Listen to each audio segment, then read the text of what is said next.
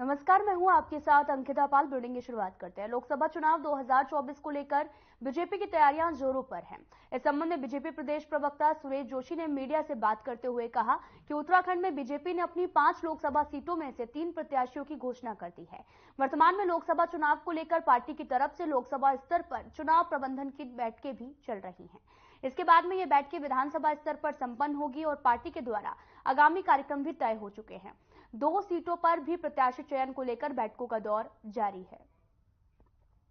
जनता party पूरे प्रदेश की 5 लोकसभाओं को लेकर अपनी पूरी कार्यकर्ता स्तर से लेकर के जमीनी स्तर तक की पूरी तैयारी पार्टी कर चुकी है। अभी इस समय हम लोग लोकसभा स्तर के प्रबंधन समितियों की हमारी बैठकें चल रही हैं, फिर वही विधानसभा स्तर तक जाएंगी। 3 प्रत्याशी जो है कि भारतीय जनता पार्टी ने उत्तराखंड को दिए हैं। अभी मुझे लगता है बहुत जल्दी 2 प्रत्याशियों का भी ऐलान होगा, हरिद्वार और पौड़ी सीट का। कुल मिला के हम ये कह सकते हैं कि अभी भारतीय जनता पार्टी की तैयारी जो है पूरे मैदान पर, जमीनी स्तर पर बहुत ही पुख्ता तैयारी है और हम लोगों का लक्ष्य है। सीएम पुष्कर सिंह धामी के प्रयासों से देहरादून से अमृतसर, अयोध्या, वाराणसी के लिए हवाई सेवा की भी शुरुआत हो गई है, जिसको लेकर बीजेपी के प्रदेश प्रवक्ता सुरेश जोशी ने सीएम पुष्कर सिंह धामी का आभार व्यक्त किया है और कहा कि धामी सरकार के प्रयास से देहरादून से पिथौरागढ़, हल्द्वानी, पंतनगर, चंपावत की हवाई सेवा की शुरुआत के बाद सीएम धामी के प्रयास से केंद्र सरकार के द्वारा देहरादून से अमृतसर, अयोध्या, वाराणसी की भी हवाई सेवा का शुभारंभ हो गया है।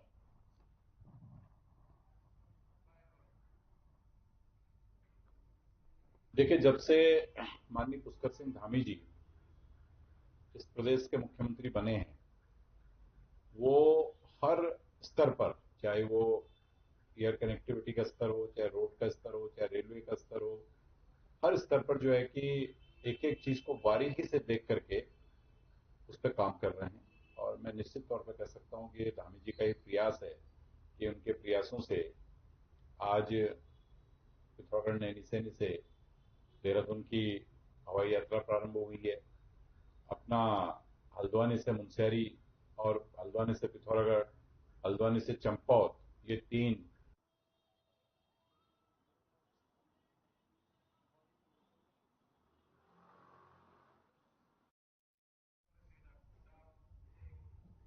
थराली विधानसभा के कांग्रेस कार्यकर्ताओं ने नारायणबगड़ में, आपको बता दें कि कई जन समस्याओं को लेकर बाजार में भी रैली निकालकर प्रदर्शन किया है और आपको बताते चलिए कि इसके बाद में कांग्रेस कार्यकर्ताओं ने जर्जर नारायणबगड़ पर खाल चोपटा मोटर पुल को भी दुरुस्त करने की मांग कर चक्का जाम किया है और कांग्रेस कार्यकर्ताओं ने अपने प्रदर्शन के माध्यम से नारायणबगड़ महाविद्यालय में विज्ञान संकाय शुरू करने और साथ ही तहसीलदार के पद पर नियुक्ति करने सहित कई मांगों को लेकर प्रदर्शन किया है। इस दौरान कांग्रेस के पूर्व प्रदेश अध्यक्ष गणेश गोदियाल और जिला अध्यक्ष मुकेश नेगी भी धरना स्थल पर पहुंचे, जहां पर कांग्रेस कार्यकर्ताओं ने अपने नेताओं का स्वागत किया है। आपको बताते चले कि नारायणबगड़ में भी कांग्रेस ने प्रदर्शन किया है। जन समस्याओं को लेकर ये प्रदर्शन किया गया और साथ ही यहां पर चक्का जाम भी किया गया। पूर्व प्रदेश अध्यक्ष गणेश गोदियाल भी यहां पर मौजूद रहे हैं। आप तस्वीरें देख सकते हैं जो कि चमोली से हैं, जहां पर जन समस्याओं को लेकर लोग आक्रोश में हैं और साथ ही प्रदर्शन करते हुए नजर आ रहे हैं। आप तस्वीरें देख सकते हैं जो कि चमोली से हैं। नारायणबगड़ में कांग्रेस ने यहां पर प्रदर्शन किया है, जन समस्याओं को लेकर चक्का जाम भी किया गया है।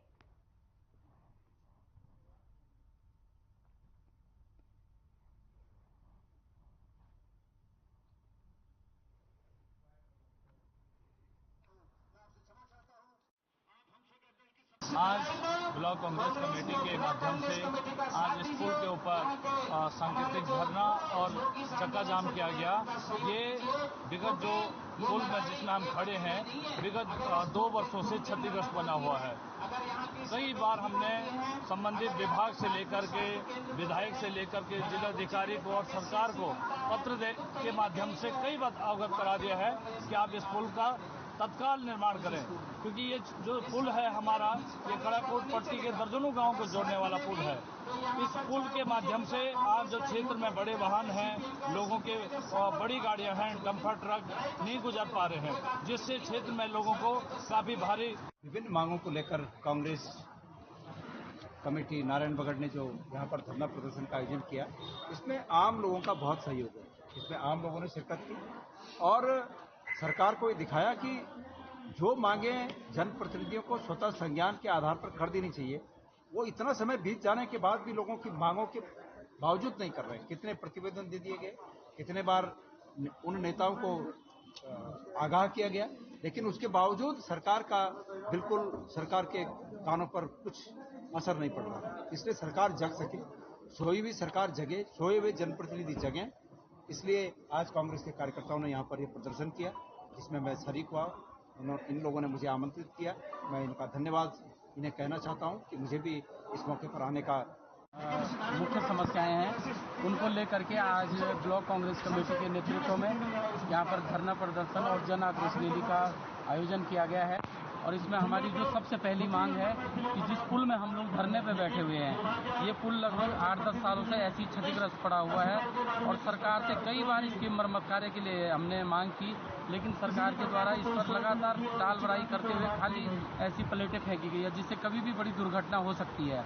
दूसरी मांग हम लोगों की, जो यहाँ पर प्राथमिक चिकित्सालय है, हॉस्पिटल है, उसमें जो है तो न तो एक्सरे की व्यवस्था है, न वहाँ पर अल्ट्रासाउंड है। कई प्रकार के जो आधुनिक उपकरण हैं उनका भी अभाव है और हमने कई बार इससे पहले इसके लिए भी मांग की थी कि इसका भी उच्चीकरण किया जाए। मैं चाहूँगा हमारी कांग्रेस पार्टी द्वारा तमाम जो राष्ट्रीय मुद्दे हैं, अग्निवीर योजना जो युवाओं को रोजगार करने के लिए है, और हमारी जो राष्ट्रीय ग्रामीण जो महिलाओं को रोजगार देने की बात कही थी मनरेगा के तहत, उसके कार्य दिवस बढ़ाए जाए, श्रमिकों के 200 से 250 दिन किए जाए। और जो विभिन्न प्रकार की जो समस्याएं हैं, आज हम इस पुल पर खड़े हैं, इस पुल को जिसकी स्थिति बनी है 1 साल से, यहाँ पे किसी भी प्रकार की बड़ी दुर्घटना हो सकती है। और देख रहे हैं हम कि अधिशासिया बेलतौर द्वारा केवल बोर्ड लगा दिया जा रहा है और जो क्षेत्र को तमाम सर्वाधिक गाँव को जोड़ने के साथ साथ विकासखंड मुख्यालय को जोड़ने वाला जो पुल है, उसकी स्थिति बहुत ही दयनीय है। इसमें तमाम प्रकार जो जनप्रतिनिधि आते हैं, हम देख रहे थे पूर्व में आज जो इस क्षेत्र के विधायक है, माननीय विधायक जी आए थे। फिलहाल यहाँ रुकते हैं एक छोटे से ब्रेक के लिए।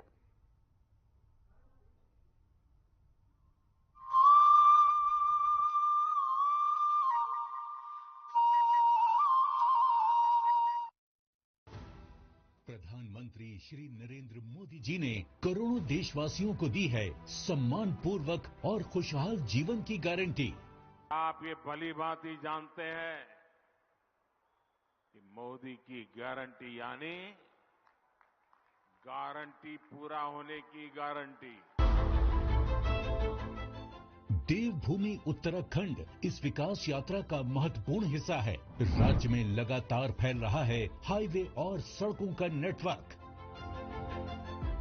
दिल्ली देहरादून एक्सप्रेसवे से समय की बचत होगी और निवेश के रास्ते खुलेंगे, यानी मजबूत अर्थव्यवस्था की गारंटी। 4 धाम ऑल वेदर रोड और 4 धाम रेल लाइन से श्रद्धालुओं को मिली है सुरक्षित और सुगम 4 धाम यात्रा की गारंटी। राज्य के दूरस्थ गांवों तक पात्र लाभार्थियों को अनेक कल्याणकारी योजनाओं से जोड़ा गया है। पीएम आवास योजना से गरीब परिवारों को मिली है पक्के घर की गारंटी। पीएम सौभाग्य योजना से बिजली, जल जीवन मिशन से स्वच्छ पानी, पीएम गरीब कल्याण अन्न योजना से राशन और आयुष्मान भारत योजना से 5 लाख रुपए तक मुफ्त इलाज की गारंटी। महिलाओं के जीवन में बड़े स्तर पर सुधार आया है।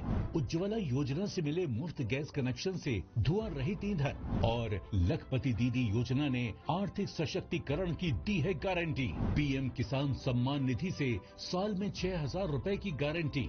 मोदी सरकार की गारंटी उसके पास भी है जिसके पास गारंटी देने के लिए भी कुछ नहीं। पीएम स्वनिधि योजना से स्ट्रीट वेंडर और प्रधानमंत्री मुद्रा योजना से लघु व्यवसायियों को मिल रही है आसान कर्ज की गारंटी। हर वर्ग का हो रहा है कल्याण, सभी के लिए खुल रहे हैं खुशहाली के द्वार, क्योंकि हर उत्तराखंड वासी को मिली है मोदी सरकार की गारंटी।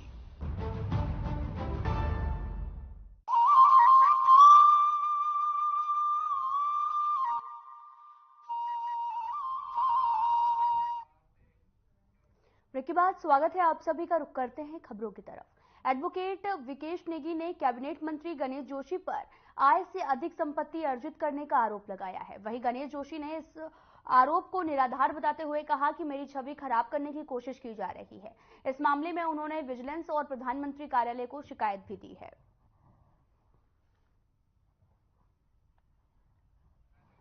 आपको बताते चलें कि एडवोकेट विकेश नेगी ने कई आरोप लगाए हैं। जोशी पर आय से अधिक संपत्ति रखने का आरोप लगाया है। प्रधानमंत्री कार्यालय को एक लिखित शिकायत भी दी है। आपको बताते चले कि एडवोकेट विकेश नेगी ने आरोप लगाया है कि आय से अधिक संपत्ति का ये आरोप लगा है और साथ ही प्रधानमंत्री कार्यालय में ये शिकायत भी अब दी गई है।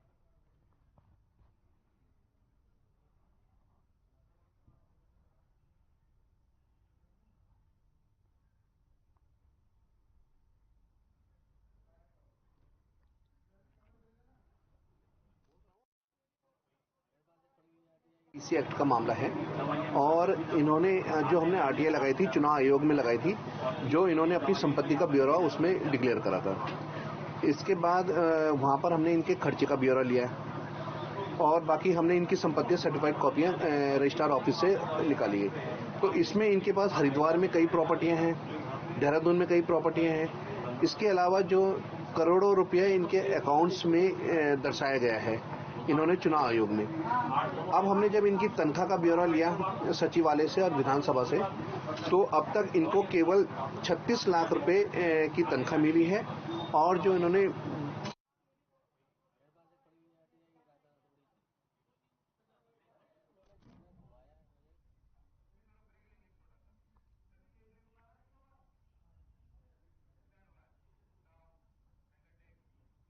फिलहाल यहां रुकते एक छोटे से ब्रेक के लिए।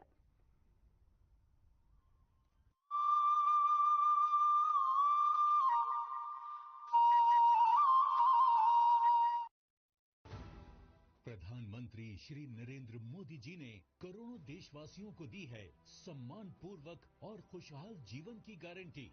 आप ये भली भांति जानते हैं कि मोदी की गारंटी यानी गारंटी पूरा होने की गारंटी। देवभूमि उत्तराखंड इस विकास यात्रा का महत्वपूर्ण हिस्सा है। राज्य में लगातार फैल रहा है हाईवे और सड़कों का नेटवर्क। दिल्ली देहरादून एक्सप्रेसवे से समय की बचत होगी और निवेश के रास्ते खुलेंगे, यानी मजबूत अर्थव्यवस्था की गारंटी। 4 धाम ऑल वेदर रोड और 4 धाम रेल लाइन से श्रद्धालुओं को मिली है सुरक्षित और सुगम 4 धाम यात्रा की गारंटी। राज्य के दूरस्थ गांवों तक पात्र लाभार्थियों को अनेक कल्याणकारी योजनाओं से जोड़ा गया है। पीएम आवास योजना से गरीब परिवारों को मिली है पक्के घर की गारंटी। पीएम सौभाग्य योजना से बिजली, जल जीवन मिशन से स्वच्छ पानी, पीएम गरीब कल्याण अन्न योजना से राशन और आयुष्मान भारत योजना से 5 लाख रुपए तक मुफ्त इलाज की गारंटी। महिलाओं के जीवन में बड़े स्तर पर सुधार आया है। उज्ज्वला योजना से मिले मुफ्त गैस कनेक्शन से धुआं रहित ईंधन और लखपति दीदी योजना ने आर्थिक सशक्तिकरण की दी है गारंटी। पीएम किसान सम्मान निधि से साल में 6,000 रुपए की गारंटी। मोदी सरकार की गारंटी उसके पास भी है जिसके पास गारंटी देने के लिए भी कुछ नहीं। पीएम स्वनिधि योजना से स्ट्रीट वेंडर और प्रधानमंत्री मुद्रा योजना से लघु व्यवसायियों को मिल रही है आसान कर्ज की गारंटी। हर वर्ग का हो रहा है कल्याण, सभी के लिए खुल रहे हैं खुशहाली के द्वार, क्योंकि हर उत्तराखंड वासी को मिली है मोदी सरकार की गारंटी।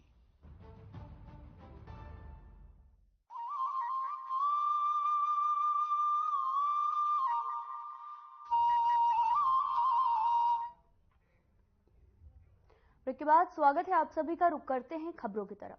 खेल मंत्री रेखा आर्य हल्द्वानी पहुंची और इस दौरान उन्होंने गोलापारा स्थित अंतर्राष्ट्रीय स्पोर्ट कॉम्प्लेक्स का निरीक्षण किया और इसके साथ ही खेल मंत्री ने बैडमिंटन कोर्ट और साथ ही टेबल टेनिस, स्विमिंग पूल सहित कई जगह पर निरीक्षण भी किया है। और निरीक्षण के दौरान कैबिनेट मंत्री रेखा आर्य ने खेल विभाग के अधिकारियों को अंतर्राष्ट्रीय स्टेडियम के रखरखाव का विशेष ध्यान देने के निर्देश दिए हैं।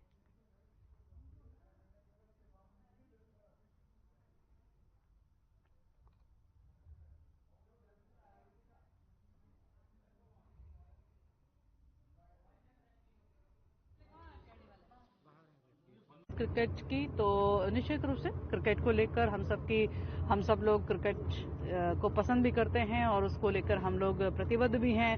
हमारी कोशिश है कि यहाँ पर हमेशा क्रिकेट की प्रतियोगिताएं, क्रिकेट स्टेडियम जहाँ पर बना हुआ है वहाँ पर होती रहे। चूंकि आने वाले समय में हम सबका ये लक्ष्य है कि हम लोग चूंकि स्पोर्ट्स यूनिवर्सिटी यहाँ पर हम लोग स्थापित करने वाले हैं, तो इस स्टेडियम को उसका अभिन्न अंग भी बनाएंगे, इस स्टेडियम को भी उसका अभिन्न अंग बनाएंगे। हॉकी भी एक प्रस्तावित है, हॉकी के लिए भी स्टेडियम की तैयारी चल रही है।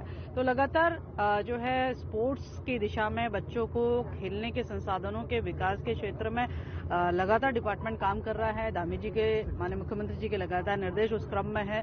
तो मुझे लगता है कि बहुत जल्द जब ये निर्मित चीजें खिलाड़ियों को और जनता को समर्पित होगी।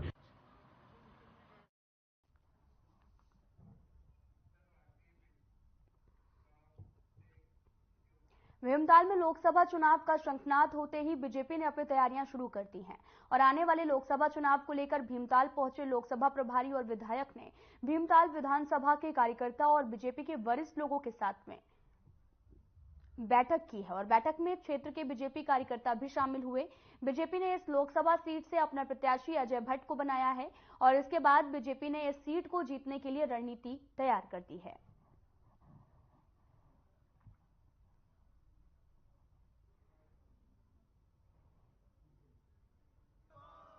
भारतीय जनता पार्टी जो चुनावी समर में आ रही है, उसी परिप्रेक्ष्य में सभी विधानसभाओं में कार्यकर्ताओं के साथ कामकाजी बैठक करने जा रहे हैं और आज यहाँ पर भीमताल की है, फिर शाम को भीमताल की है। इसी प्रकार से सभी जो 14 विधानसभा हमारे हैं, सभी विधानसभाओं में कार्यकर्ताओं के साथ बातचीत होगी और चुनाव का जो शंखनाद हुआ है उस कार्यक्रम में हम सब पार्टी कार्यकर्ताओं को आगे के लिए एक तैयार भी करेंगे। और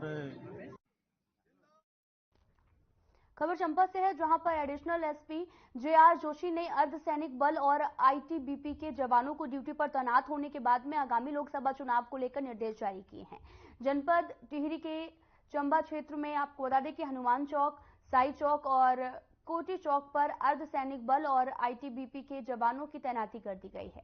एडिशनल एसपी जेआर जोशी ने बताया कि मुख्य रूप से जवानों को संदिग्धों पर जो है वो नजर रखने के लिए कहा गया। इसके अलावा पुलिस सीसीटीवी कैमरों से भी क्षेत्र की शांति व्यवस्था को बनाए रखने के लिए नजर रख रही है।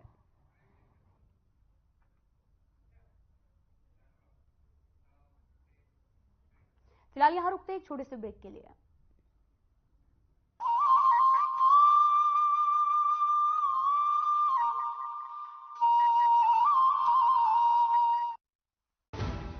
प्रधानमंत्री श्री नरेंद्र मोदी जी ने करोड़ों देशवासियों को दी है सम्मान पूर्वक और खुशहाल जीवन की गारंटी।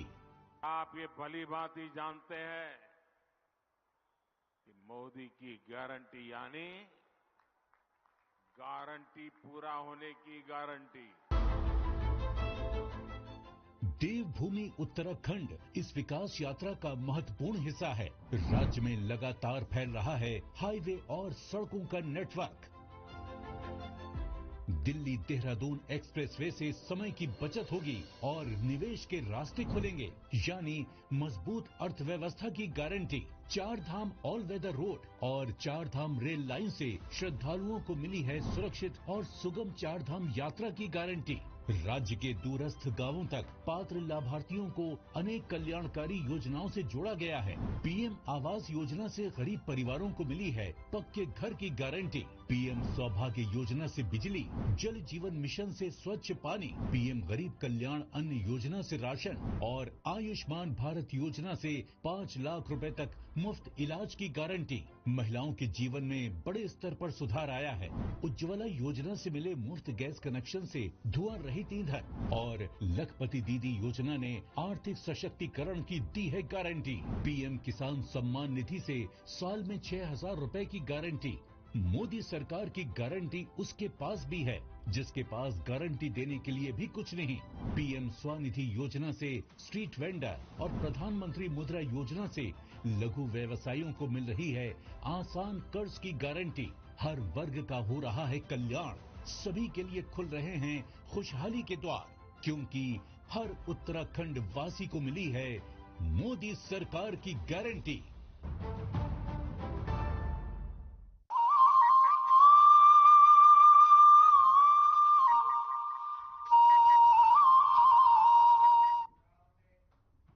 ब्रेक के बाद स्वागत है आप सभी का। रुक करते हैं खबरों की तरफ।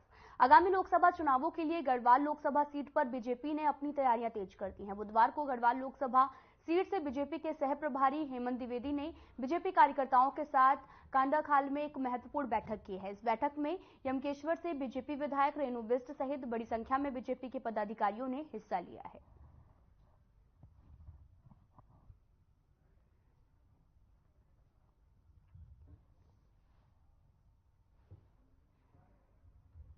पांच लोकसभाओं में से नंबर 1 पर जो है कि गढ़वाल लोकसभा रही थी और इस बार भी ये अपना रिकॉर्ड तोड़ेगी और भारी मतों से जो है कि लगभग 5 लाख का मार्जिन जो है कि यहाँ से ऊपर लेके हम जो है कि इस लोकसभा क्षेत्र में चुनाव में हम जो है कि पौड़ी लोकसभा क्षेत्र का चुनाव जीतेंगे। और पूरे क्षेत्र के अंदर एक जबरदस्त वातावरण है। लोग देश में यशस्वी प्रधानमंत्री जी को तीसरी बार जो है कि प्रधानमंत्री बनाना चाहते हैं। हमारी केंद्र की सरकार और राज्य की डबल इंजन की सरकार ने जिस प्रकार से गरीब कल्याण के लिए अंतिम छोर में बैठे हुए व्यक्ति के लिए जो विकास कार्य किया है, उस विकास कार्य पर जो है कि जनता मोहर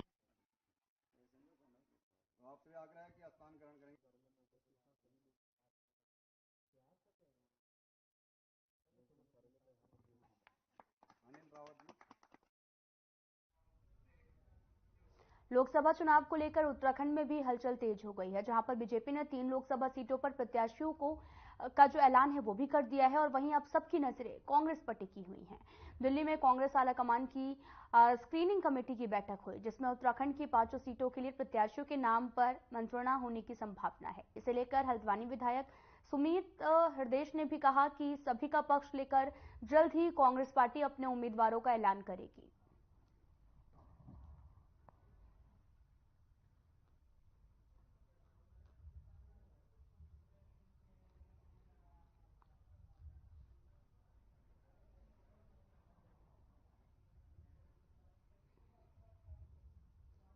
ये कोई इसमें आगे पीछे की बात नहीं है। चुनाव का परिणाम महत्वपूर्ण है और चुनाव में कैसे तीव्रता से लड़ा जाए ये विषय महत्वपूर्ण है और कांग्रेस इसके लिए पूरी तरीके से जमीन से लेके पूरी बूथ तक पूरी तैयारी कर चुकी है। हमारी बूथ कमेटियों और हमारे बूथ अध्यक्ष, हमारे मंडलम जो बने 10 बूथों पे जो एक मंडलम रहेगा, इन सारे पूरे प्रदेश की व्यवस्था बन चुकी है। तो सारे बाराती तैयार हैं, बस दूल्हे का इंतजार है। वजह क्या है? विलंब नहीं हो रहा। आज हमारी स्क्रीनिंग कमेटी की बैठक है, उसमें पैनल में नाम जाएंगे और फिर सीईसी की बैठक होगी। तो 16 नाम आज डिसाइड हो जाएंगे। 16 में से फिर